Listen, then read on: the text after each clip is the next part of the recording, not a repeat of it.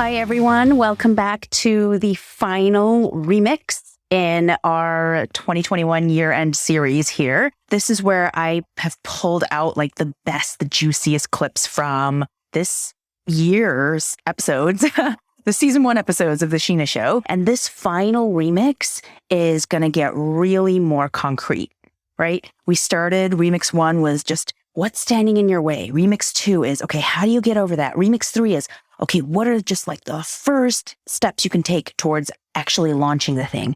Remix 4, this is answering, how do you get your first clients? If that thing you want to do is start some sort of creative business, whether that's just selling a few things here and there to family and friends for fun, whether that's starting just like a side hustle seasonally that brings in some extra income, whether that's really going after it and hoping to really supplement your income, or if it's hoping to go full time eventually, whatever level that is for you, the question that I get asked the most is, okay, Shinah, this all sounds great and you're making it sound really possible and I'm super excited, but how do you get clients? I mean, really, when it comes down to it, it's like you don't have a business without clients, right? So I have answers for you and I pulled them from past episodes of the Shinah show. Here's how I'm going to break it down. The first clip is just answer to the question, how do I get clients? And my response might not be what you think, okay? But it's super helpful and it's the biggest lesson that I've learned in my 6 years of doing calligraphy business on how to get clients. Clip number 2 is a little bit more specific and it's about how to get corporate clients if what you want to do is work with companies and brands and sort of larger entities, okay? And then clip number 3 is how to make the most and what to look for and get out of selling at a like craft fair or pop-up market. Again, super tactical, and there's definitely a through line here of how to get clients. It might not be what you think. It might sound a little bit intimidating, but I promise by the end of these clips, it will sound doable, okay? And like something you totally have access to. So let me play those clips. I hope you enjoy them. I joined a wedding group in my area and posted, but no luck. Or Halima's Calligraphy. I've messaged event managers and local businesses, but nobody responds back. I'm really losing inspiration. I'm getting discouraged. I'm going to give you some tough love here. If you've joined a wedding group and posted once, or if you've reached out to a few event planners and local businesses and are not hearing back, and that is your reason to give up, my tough love is it takes more than that. It does take a lot of putting yourself out there and rejection in order to start getting those first clients. I'm going to give you the analogy of professional basketball. Basketball, I actually was really into growing up. Michael Jordan and the Chicago Bulls and just watching them excel. And Michael Jordan is, of course, the epitome, like the greatest basketball player to have ever played the sport. Can you imagine if Michael Jordan, when he first started basketball, threw like a couple of baskets, they missed, and he was like, oh, well, I'm getting discouraged. I guess this isn't for me. I guess I'm not cut out for this. Like, yeah, I'm not going to do that anymore. No! Michael Jordan was great because he was so dedicated, because he practiced, because he showed up day after day after day, and he wouldn't give up, and he wouldn't let others give up. So why should we expect that an athlete, any level of athlete, right? You expect that you shoot hundreds of baskets in order to perfect your technique. You practice hour after hour. If someone came up to you and was like, yeah, I wanted to be a basketball player, but I shot a few baskets and they didn't go in. So not for me, I'm going to give up. You'd be like, yeah, no, you didn't really try. So why do we expect that success for us as creatives and creative business owners? As creatives, right? A lot of us, I've heard from so many people, oh, I tried calligraphy, and it was really hard, so I gave up. Or when it comes to creative business, oh yeah, I reached out to a few people and I didn't hear back. So obviously this isn't for me. You got to just continue doing it and refining your pitch when you reach out, making it about them, giving value to the people that you're reaching out to, continuing to tap, again, your network. So you have some sort of connection to those people, putting yourself in their shoes. If you reach out to a local business randomly and you say something like, hi, I'm a local calligrapher. I'd love to work with you. Message me back. Imagine that you're that local business owner and you are busy as fuck running your own business and people are approaching you all the time, why would you respond to that message? Maybe it takes something a little extra, doing a special calligraphy piece of their store name or a sign, redoing a sign that they had in their window, or making little product labels for them and saying, hey, I took the liberty of whipping up a few pieces just to show you what I can do. If you like this and feel like it would brighten up your store, please, feel free to reach out to me. Here I am. Do you see how that makes it a little bit extra special? No one is entitled to success in anything, including creative business. You got to work for it. It's absolutely possible, but it is not easy and you don't deserve it. You got to put in the effort. So that is my overall point is you cannot expect instant success. If you want to be successful in business, you have to be willing to put yourself out there and be rejected and be ignored and fail and learn from those mistakes. That's the best advice I can give you is really get into the mind of your clients, your prospective clients, give them value and keep showing up and doing that and don't expect instant success. Also, tap your network because that's really, there's more there than you probably think. I want to kind of dissect that a bit, really dive in deeper and give you 3 important lessons if you are wanting to go after corporate clients yourself. Lesson number 1, the power of networking. Let me rewind a little bit to before I got that email in my inbox from Dom Perignon. I mentioned that she mentioned these event planners that I had worked with before. That was the connection that got that email into my inbox. So I had worked with this small event planning duo who had Dom Perignon Moët Hennessy as a client and done some work with them. And so they had passed on my name to the person at Dom Perignon in charge of events. How did I get in touch with this event planning duo? I got hired, just stepping one further back, I got hired by Sonia Rasula, who is the creator, the founder of Unique Markets here in LA. They're a very popular pop-up market. So she had hired me to do calligraphy at just a networking kind of an event for business owners and female business owners at Unique LA. So she hired me to do that. The event planning duo saw me there, hired me, and then passed on my name to Dom Perignon. How did I get in with Sonia Rasula, who is the founder of Unique Markets? I sold at Unique Markets. When I first started my calligraphy business and I was selling individual greeting cards, I applied to be a seller at Unique Markets.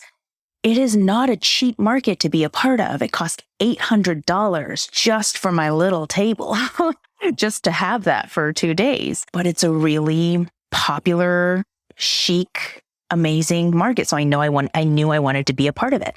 So I not only applied and was a Unique LA seller, I took the time to actually send a really thoughtful Christmas thank you note to Sonia saying, Unique Markets totally launched my calligraphy business. I'm so grateful that you've put together something like this. These are the things that have happened for me since then. Thank you so much. Here's what that did for her. I mean, it was a sincere, heartfelt thank you from me, but she ended up featuring that note on her Instagram stories because it was great for her too. It was a glowing testimonial to be a seller at Unique Markets. So it's something that she could use as well.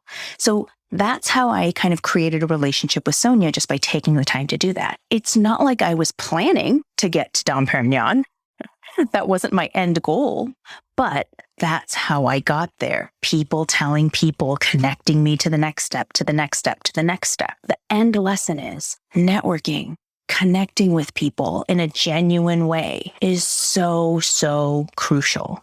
And even if you don't think that you're good at networking, maybe you think networking is kind of icky or fake or something you have to force yourself to do, you can do it in a more genuine way. And that is by really sincerely wanting to help the person that you're wanting to network with. Number one, it really, really helps to be an actual customer or purchaser of that person's product or service or whatever it is, that gives you a lot of credibility that you're not just a freebie seeker, right? Or someone who's going to use them.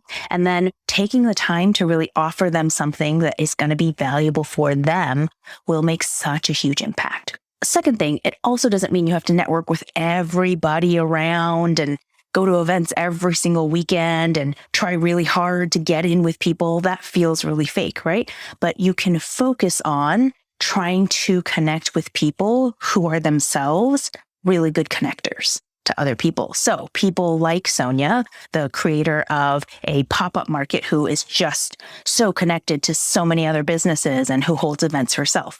Maybe the owner of an agency. If you're a calligrapher, a calligraphy agency that goes and sends calligraphers out to do work with big name brands, it would be an amazing connection to get in with the owner of an agency. Event planners, that's another huge category where they're actually putting on tons of events and working with lots of corporate clients themselves and probably working with other artists and things.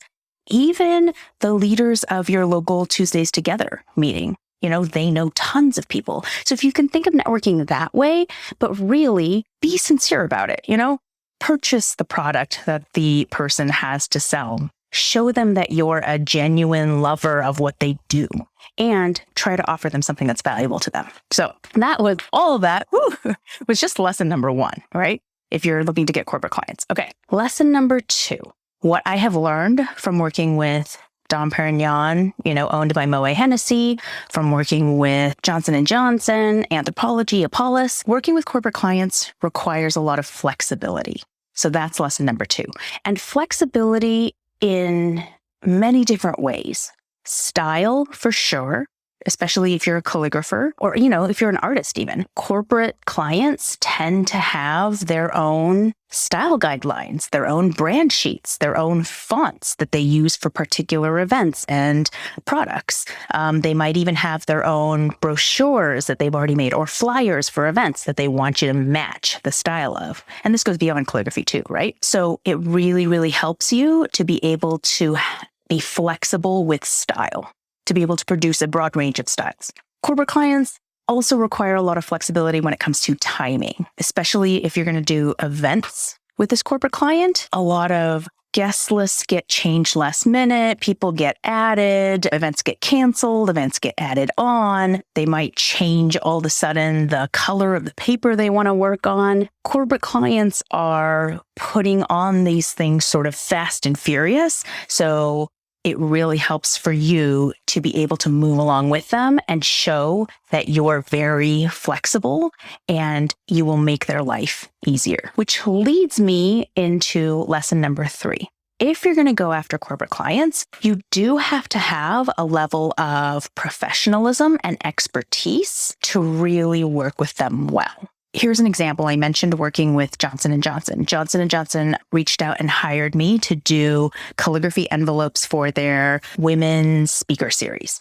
They reached out to me. They told me it was because I had a law background. They specifically told me that they had worked with calligraphers before where the process was not super professional or clear. And they just kind of didn't know what was going on. And they really liked that I had a law background so I could be very professional and communicative and on top of things and deliver exactly when I said I was going to deliver. So they specifically told me that, and that's what I delivered. That means, laying out a process of deadlines and when you're going to provide what, when you want something from them. It means following up.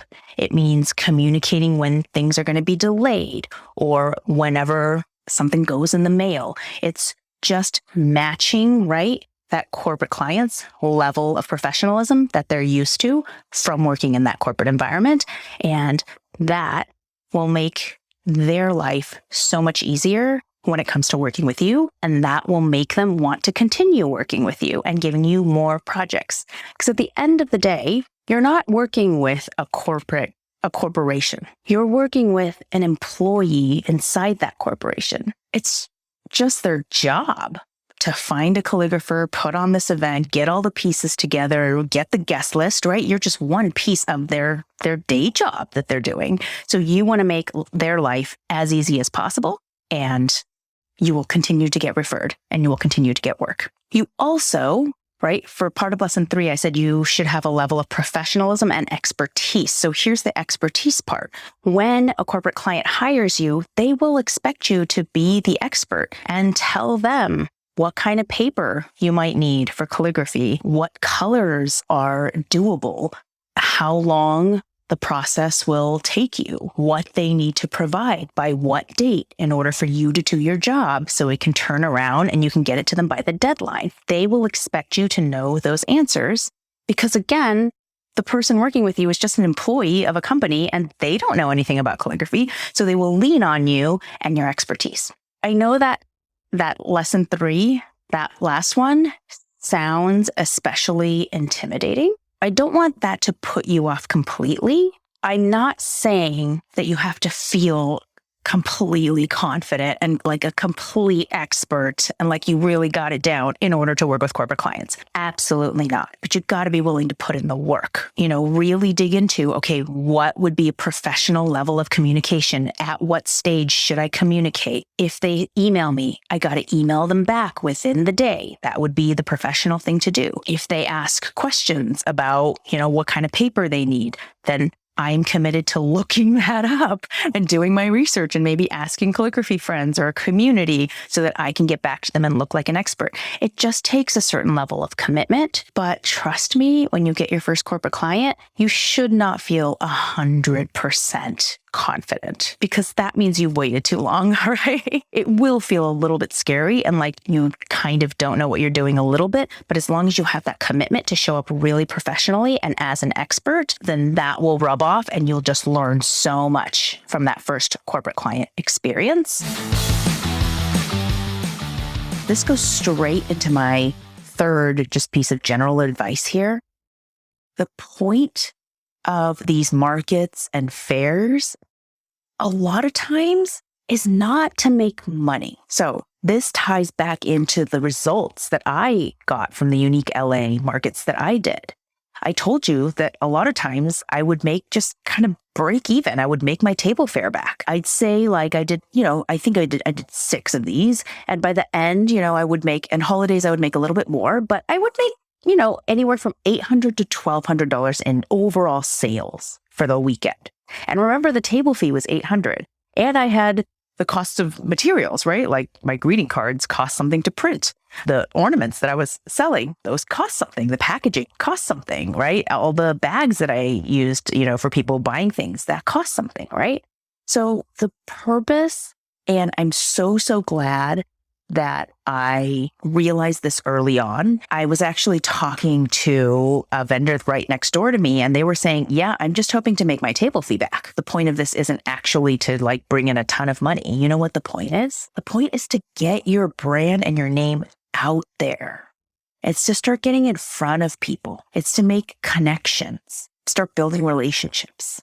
So that is the most valuable thing that I got out of selling at Unique LA, was making those connections. It was being able to talk to my customers face to face and ask them and see which cards they gravitated towards, which ones were the best sellers. Ask them like, oh, why do you like that one? And hear their reason why.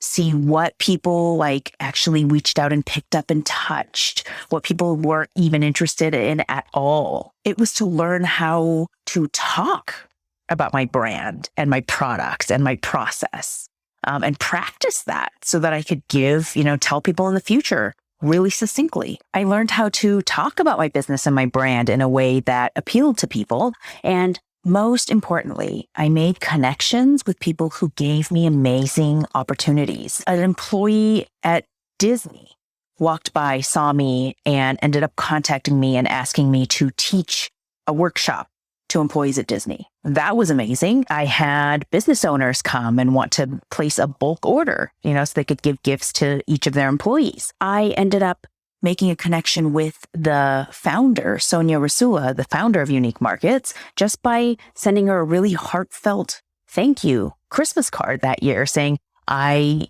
so enjoyed being a seller at Unique LA and it helped my business so much. And she ended up reaching out to me and hiring me later on to be a live calligrapher at some of her events. And that led to other connections. And it just opened so many doors that I wouldn't have been able to even know about just being in my own little bubble of working in my home studio and just selling, on my Etsy and being on Instagram. From my own experience, I hope what this teaches you, if you're about to go out and do your own market, hooray, I hope you got some amazing information out of it. But if you're not quite there, I hope this makes you realize that it's possible. Selling at a local fair, market, pop-up is just one of the many ways that you can put yourself out there and start selling your art or even, testing it out. And there are so many other avenues and ways that you can sell your calligraphy and get yourself out there. I know because I've done a lot of them. So maybe in future episodes, I can continue to share sort of my experience and my lessons from, all the different ways that I have taken my business. But I hope from this one, you get the message. There are so many avenues waiting for you if you want to go out there and try to sell your art. I know because I've experienced them, and I hope that you're starting to get a sense of that possibility too. But the first step, right, is to get good enough at your art that you feel somewhat comfortable selling it. You don't have to feel 100% confident. You're never going to get there if I know you and if you're anything like me. But you can get to a place where you can actually take the first step. All right, I hope you enjoyed those clips and got really some concrete ideas and a sense of possibility that you really can get clients, and it's something that everyone has access to. I don't have a question for you to close this out. I just want to say, number one, happy holiday. I totally forgot to mention that. I'm recording this in advance, but this comes out on December 27th. So whatever holidays you're celebrating, I hope that there's some joy there and some fun and some connection. Damn, it's 3-4 days to the new year, to 2022. 2021 has really rocked our worlds, right? I don't know about you, but I had a much harder time in 2021 than I did in 2020. It was kind of a year of reckoning and realizing that our lives are different than they were before. And maybe we need to think about them differently and go after things differently. And I hope you take that with you into the new year. I hope you realize that life is precious. It sounds so hokey, but if you can bring yourself out of the daily muck and really just see that and look around and know in your bones that you don't know how long you have. I hope that gives you some inspiration to make it count and to live a life that you're proud of and inspired by, a life that is filled with possibility and a little bit of magic, like you don't know what's coming around the corner. And I hope that these remixes and just the Shinah show in general helps you to get a little bit of that in your life, because that has been the transformation that I've gone through since 2013 when I quit my law job. And it's been 8 years now. God, what a journey. Things have happened that I couldn't even have imagined. It all started with a sense of possibility and a sense of whew, I want things to be different. And I understand that I'm the only person that can make it that way. I just wanted to leave you with that. I hope you got a lot out of these remixes. We will be back next week with brand new Shinah Show episodes. And again, thank you so much for listening, especially during this holiday season. Feel free to reach out to me on Instagram, Crooked Calligraphy. Hit me up in the DMs. Me and my team, I'm actually really proud that we're taking off the whole, week between Christmas and New Year's. We take that time off to spend with our families. But, I'll be popping into Instagram here and there. And I, still love to hear if any of this is helpful. If this is what you needed to hear, if you want more of it or less of it, right? So I can make this show even better for you. That is all to say. Enjoy. Have a beautiful holiday season. Have a wonderful, inspiring, possibility-filled new year. And thank you so much for tuning in, and stay on that crooked creative path. Hey, if you're interested in learning calligraphy and you want to do it for free, I have a calligraphy workshop that I created just for you. I know how frustrating it is to buy the wrong tools, to not know how to use them, for everything coming out of your pen to look like nonsense. That's why I created this training. It's about an hour long. It shows you exactly what tools to buy, how to prep those tools, how to get started right, and how to continue practicing so that you actually get good at calligraphy. And bonus, it will tell you a little bit more about how to continue working with me if you want to learn calligraphy from me. So that's at freecalligraphyworkshop.com, all one word, freecalligraphyworkshop.com. Hope to see you inside.